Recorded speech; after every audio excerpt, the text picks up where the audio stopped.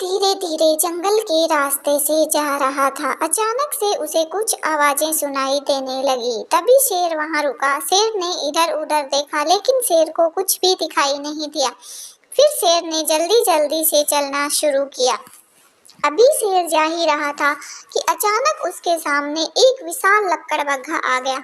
लकड़बग्घे ने कहा कि पहली बात तो मेरे इलाके में कोई आता नहीं, और अगर कोई आता है तो जिंदा वापस नहीं जाता है। यह सुनकर शेर हिरन की बात को याद करने लगा। हिरन ने कहा था, मैं तुमसे कमजोर हूँ इसलिए तुम मुझे मार रहे हो। जिस दिन तुमसे ताकतवर मिलेगा उस दिन देखना तुम्हारा क्या हाल होता है। शेर सोच ही रहा था कि लकड़बग्घे ने उसको मार डाला। इसीलिए कहते हैं अपनी ताकत दूसरों पर नहीं।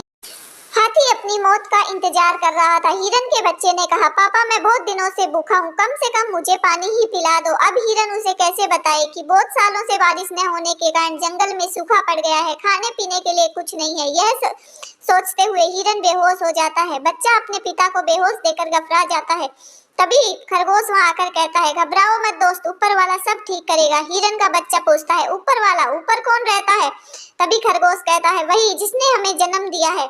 तभी हिरन का बच्चा ऊपर देखता है और कहता है, हे ऊपर वाले, मेरे पिता को ठीक कर दो और मेरे जंगल को पहले जैसा हरा भरा कर दो। बच्चे की यह बात सुनकर जंगल में एक गाय आती है और बादल जोर जोर से गिरने लगते हैं, बिजलियां कड़कने लगती हैं। जैसे ही बारिश की बूंदें गिरती हैं, हिरन खड़ा हो जाता है और जंगल पहले जैसा हरा भरा हो जाता है। तभी खरगोश कहता है कि सही कहा है किसी ने, सच्चे मन से याद करो तो भगवान जरूर आते हैं। जंगल में एक बकरी अपने बच्चे के साथ खुशी खुशी से रहती थी। एक दिन बकरी पानी पीने जाती है, वहीं पर एक बाघ भी उस पर नजर रखे रहता है। बकरी इस खतरे से अनजान थी। जैसे ही बाघ वहां आता है और बकरी को मारकर खा जाता है, बेचारा बकरी का बच्चा वहां से चल पड़ता है और वह लकड़बग्घे की गुफा पर जा पहुंचता है। उसको देखकर लकड़बग्घे के मुंह में पानी आता रहता है। वहीं से एक शेर गुजर रहा होता है।